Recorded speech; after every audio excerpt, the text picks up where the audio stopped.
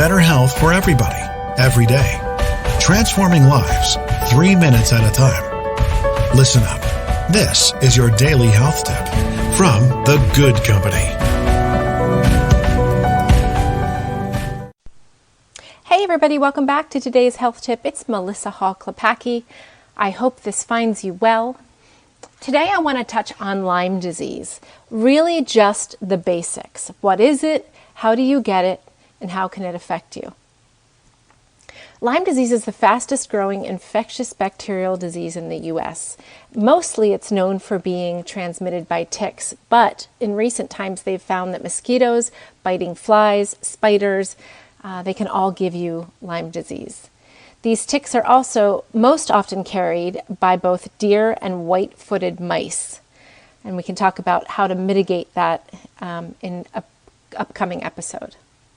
Although many people think of Lyme disease as an East Coast disease, it originated in Lyme, Connecticut, and FYI, it's spelled L-Y-M-E, and it's not Lyme's disease, it's Lyme disease. It's now found throughout the United States. It's in all 50 of the states and in almost every country in the world.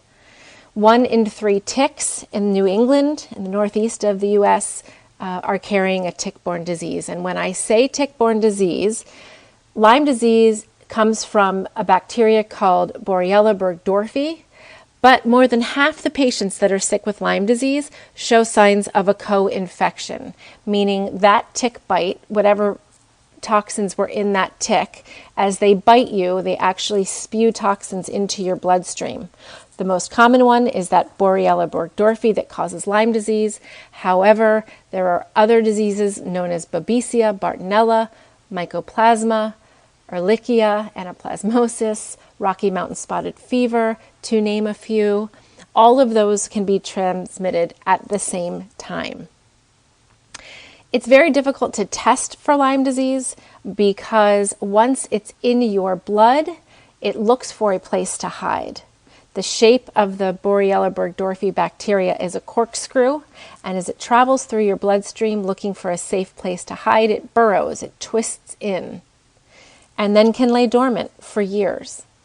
So once it's out of your bloodstream, it's very hard to test for it, and each of those other infections, the Babesia, the Bartonella, they all require a separate test, and they each require a separate treatment. So you see how tricky Lyme disease can be. But if you get a summer flu, it's different now in the times of this pandemic, but we used to say a hallmark of Lyme disease, number 1 is a bullseye rash around where you have been bit, whether you have a tick on you still or you just notice the bullseye rash, which is a circle surrounded by some white skin, surrounded by another circle of red. So red and white, like a bullseye.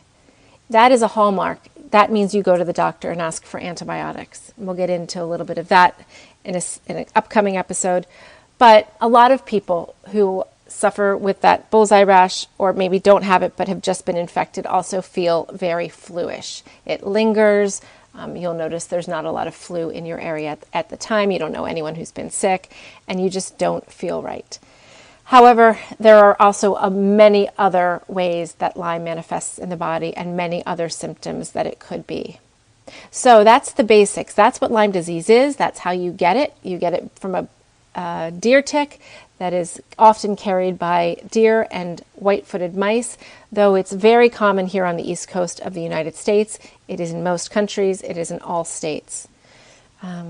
Very difficult to diagnose, very easy to prevent. We're going to talk about that next episode. Send this to somebody that you know that might have Lyme disease. Share it with a pal. Sharing is caring. I'll see you next time.